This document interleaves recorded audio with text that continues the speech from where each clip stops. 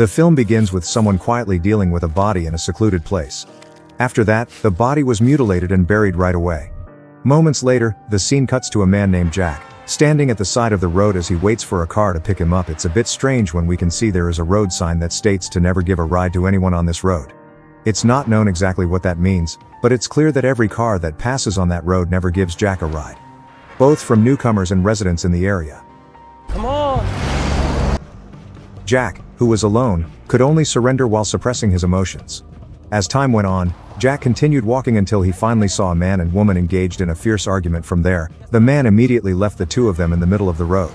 Upon further questioning, it turns out that this woman's name is Veronica, and she is a native French speaker. However, she is capable and fluent in English. Jack is from the UK, and unfortunately, he doesn't understand French at all. You speak English? For your information, Jack was in France at that time, but unfortunately, when he was about to go home, he was robbed by thugs in the middle of the road. As a result of that incident, all of his money, a cell phone, and also a car he was driving were even robbed by the thugs, but luckily, he still have his passport with him. On the other hand, Veronica lives alone, and plans to migrate to another country because she has no one else in the area. She told Jack that both of her parents had died from a chronic illness. What is wrong with these people? When night fell, they decided to spend some time in the woods. As she warmed herself up, Veronica told Jack that she had recently been practicing her signature. To make a long story short, in the morning, Jack woke up and he noticed that Veronica was no longer next to him. As it turned out, the woman was bathing in a lake. Jack, who saw that, immediately plunged into the lake as well. Once they finished bathing in the lake, they set off again, walking their way along the quiet roads nearby. Unexpectedly, just as they had given up on the situation, they came across a car whose driver offered them a ride.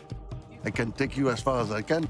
However, Veronica did not look happy at all, and she began to feel afraid of the man who was supposed to be helping them.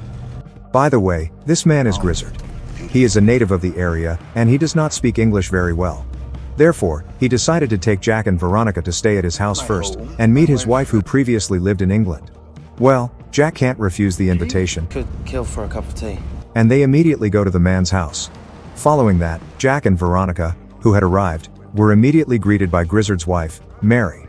From there, Jack was taken to his bedroom by Mary, while Veronica was led to hers by Grizzard. After Mary left Jack alone in the room, he, already exhausted, immediately lay down on the bed and promptly fell asleep. By the time Jack awoke, it was already nightfall, then was curious about a box that had Grizzard written on it. When the box was opened, there were several photographs from Grizzard and Mary's youth. It doesn't stop there, there's also a photo of a boy and a girl. Based on what he had seen, Jack was very sure that Grizzard and Mary were not alone in this house. Despite this, neither Jack nor Veronica had seen any boy or girl in the house. After dinner, Jack intentionally approached Veronica, who was smoking on the terrace. Well, to get closer, Veronica also told him that she used to have a brother. But sadly, her brother was run over by a tractor when the two of them were playing hide and seek in a field. Then, Jack went back into the house to join Grizzard and watch TV with him that night. At that point, Jack said that he had to leave Grizzard's house as soon as possible because he had to go back to England to meet his family. Plus, Veronica also plans to migrate to other countries to continue her life there. Not long after, Jack asked Grizzard about his children. What about your children? Like a taste? Strangely, Grizzard replied that he had no children at all. Jack then began to wonder whose child was in the photograph he had seen in his room earlier. Of course, Jack was surprised by Grizzard's statement, but he didn't want to bother and immediately went to sleep. That night, a figure dropped from a vehicle and dragged a body into the woods. We don't yet know who it is. When Jack awoke the following day, he took a shower before leaving Grizzard's house. However, the situation in house that morning was strangely quiet. Hello? Aside from that, Veronica was not there either. Just as Jack began to overthink, Grizzard suddenly appeared, holding a hammer. He then explained that Veronica had left earlier that morning and hadn't felt comfortable waking Jack, who was still asleep. From what Grizzard said, Jack became more suspicious of Grizzard's actions instead, even though Grizzard admitted that he had just finished repairing the cupboard door.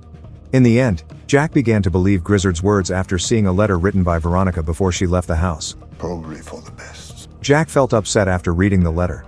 Unexpectedly, as he read on, he began to realize that something was wrong. To be more specific, Veronica's autographs did not match what he had seen when they were stranded on the side of the road.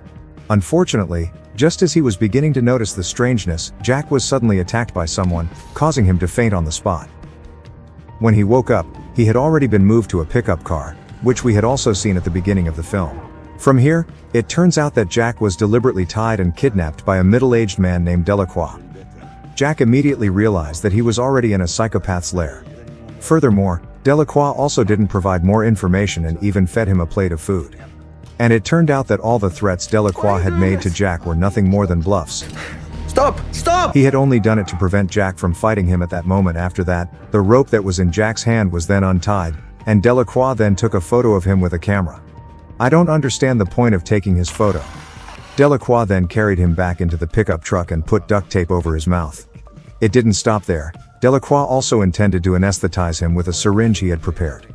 Luckily, just as Jack was about to get an injection, Delacroix's mind drifted to the stove, which was still burning and emitting smoke. From there, Jack immediately tried to escape as quickly as possible, and went as far away from the man's target. After walking a long distance, Jack eventually made it back to Grizzard's house. Then, he saw Mary and Grizzard again, getting ready to leave the house. After the two of them left, Jack went straight into the house in search of Veronica. And sure enough, Veronica was locked up in one of the rooms. Without further ado, Jack released her right away. But unexpectedly, Grizzard and Mary had returned to the house at the time. Fortunately, they both managed to run away from the house. However, their escape was then realized by Mary and Grizzard, who had started to panic. Jack and Veronica stole a car, triggering a wild chase. But luck was not on their side. They crashed soon after and had to escape on foot, sprinting for Mary and Grizzard. In the end, they couldn't escape since they were just running compared to Mary and Grizzard, who were still chasing after them using a car. As a result, Jack and Veronica have no other choice and forced to face Mary and Grizzard. Veronica still not giving up at that time, she then immediately brought Jack to run away to a cabin. They then decided to hide inside. But surprisingly, the cabin turned out to be Delacroix's cabin, and he had also arrived to the cabin. Delacroix, on the other hand, was confused after Veronica showed herself in front of him. At that moment, Jack threatened Delacroix with a shotgun, until he slipped and was stuck in a sharp iron.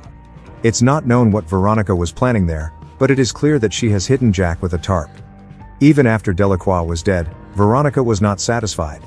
She plunged a knife into his chest. After that, Grizzard and Mary arrived at the cabin. Grizzard then immediately spoke in French with Veronica. In French, Veronica referred to him as Dad. In fact, he still be able to imagine the form of Veronica when she was a child. In other words, Veronica had been lying to Jack the whole time. Same goes to Grizzard, who had told Jack he didn't have a child despite the fact that Veronica was his daughter.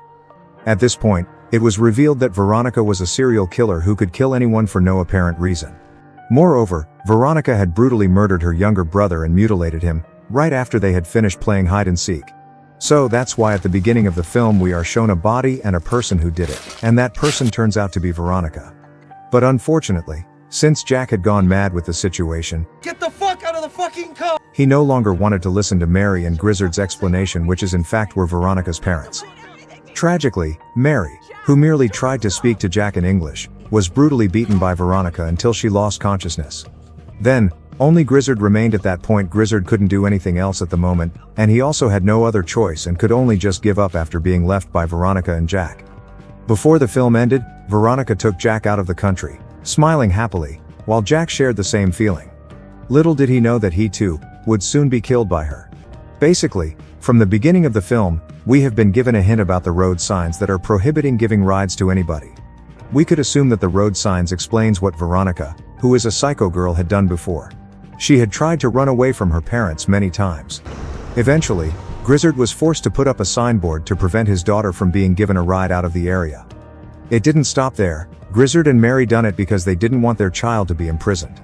On the other hand, they also don't want any more deaths, which keep increasing every month. Therefore, Grizzard was willing to hire Delacroix, who works as a butcher, to drug Jack and transport him to a port. Honestly, I wonder why Grizzard, Mary, or Delacroix didn't just tell Jack right away that Veronica was a murderer. Well, when I reflect back at the earlier scenes, I think they knew Jack would trust Veronica more. She had played the victim from the start and shared her stories with him. What would you have done if you were in Jack's shoes? Share your thoughts with everyone in the comments below. Thanks for watching. See you in the next video.